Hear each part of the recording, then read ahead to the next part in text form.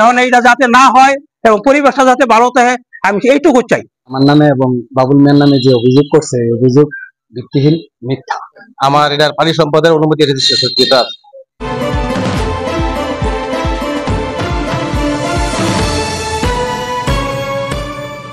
আপনারা দেখছেন নবীনগর নিউজ।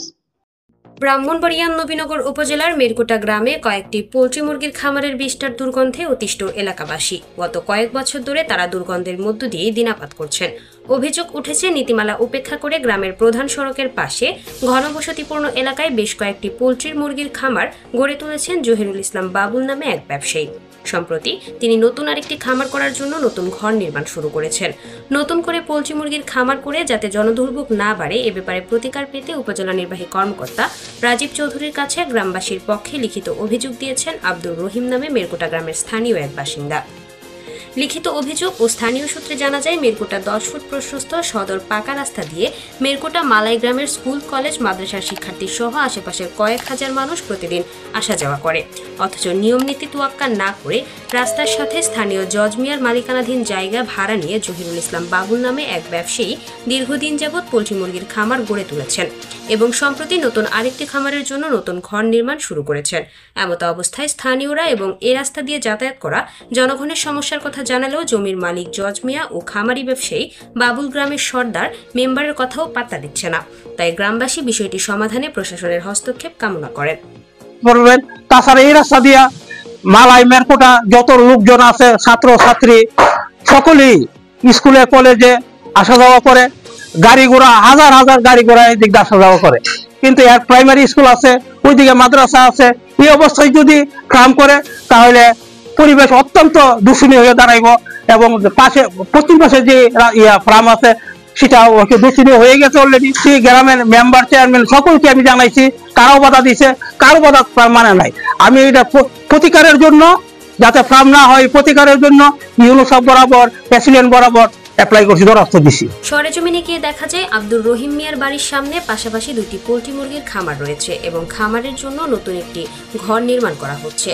চারিদিকে খামারগুলোর বিষ্ঠার দুর্গন্ধ ছড়াচ্ছে। খামারের মুরগির বর্জ্য ও বিষ্ঠার দুর্গন্ধে এলাকায় বসবাস করা মুশকিল হয়ে পড়েছে স্থানীয় বাসিন্দাদের। নতুন একটা ফার্ম, পিছনে একটা ফার্ম, আরেকটা ফার্ম, আমরা দুর্গন্ধে থাকতে পারি না। স্থানীয় বাসিন্দারা জানান, মুরগির বর্জ্যের দুর্গন্ধে ঘরে থাকা যায় না। রোদ উঠলে বাতাসের দুর্গন্ধ আরো বেশি ছড়ায়। মাঝে মধ্যে অতিরিক্ত দুর্গন্ধের কারণে বমি আসে, তখন ঘরে বসে খাওয়া দাওয়া করা যায় না। এছাড়া দুর্গন্ধের কারণে বাড়িতে আত্মীয় স্বজন আসা বন্ধ করে দিয়েছে। দুর্গন্ধ ও মুরগির উচ্চ শব্দের কারণে ছেলেমেয়েরাও মাঝে মধ্যে অসুস্থ হয়ে পড়ে। তারা সংশ্লিষ্ট প্রশাসনের কাছে এই খামারগুলো এখান থেকে সরিয়ে নেওয়ার দাবি জানান। আমাদের পশ্চিম পাশেও খামার, দক্ষিণ পাশেও খামার, পূর্ব পাশেও খামার, এই খামারগুলির জন্য আমরা খুব একটা অসুবিধায় ভুগতেছি। তো এত আমি সরকারের কাছে আমার একটাই আবেদন, যেন এই খামারগুলি না হয়।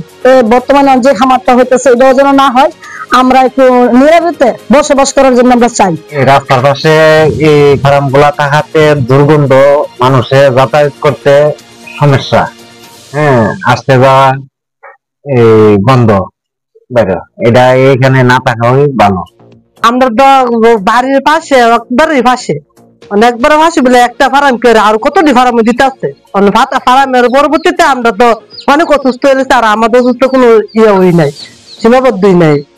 তারপরে কইলেও তারা কথা শুনে না, আমরা বয়সও নাই, আমরা কথা কয়ে শুনাইতে পারি না। এ ব্যাপারে অভিযুক্ত জমির মালিক জজ মিয়া ও খামারি ব্যবসায়ী জহিরুল ইসলাম বাবুল জানান, তাদের বিরুদ্ধে আনিত সকল অভিযোগ মিথ্যা ও ভিত্তিহীন। সরকারের প্রাণী সম্পদ অধিদপ্তরের অনুমতিপত্র নিয়ে খামারগুলো পরিচালিত হচ্ছে বলে জানান তারা। আব্দুর রহিম নামে যে ব্যক্তি আমার নামে এবং বাবুল মিয়ার নামে যে অভিযোগ করছে, অভিযোগ ভিত্তিহীন, মিথ্যা। আমার জায়গা আমি বাবুল মিয়ার কাছে ভাড়া দিছি, ওনা খামার করছে। আব্দুর রহিম যে ব্যক্তি আমার নামে ইউনো বিষয়ে অভিযোগ করেছে, তার কাছ থেকে আমি টাকা পাওনা দীর্ঘদিন যাবত তার সাথে আমার টাকার পয়সার বিরোধ চলতেছে। এই বিরুদ্ধে যে ধরে তিনি আমার বিরুদ্ধে অভিযোগ করেছে, এই অভিযোগ সম্পূর্ণ মিথ্যা এবং ভিত্তিহীন। আমি বিগত 25 বছর যাবত এখানে ফার্ম ব্যবসা পরিচালনা করে আসছি। আমার এটার পানি সম্পদের অনুমতি রেজিস্ট্রেশন। উপজেলা নির্বাহী কর্মকর্তা রাজীব চৌধুরী জানান, আমি অভিযোগের মাধ্যমে বিষয়টি অবগত হয়েছি। ইতিমধ্যে আমি এসিল্যান্ডকে সরেজমিনে গিয়ে প্রয়োজনীয় ব্যবস্থা নিতে নির্দেশনা দিয়েছি। নবীনগরের মেরকুটা থেকে ঘুরে এসে কয়েস আহমেদ ব্যাপারীকে সাথে নিয়ে নিজস্ব প্রতিনিধি কাউসার আলমের পাঠানো তথ্যচিত্রে নবীনগর নিউজ।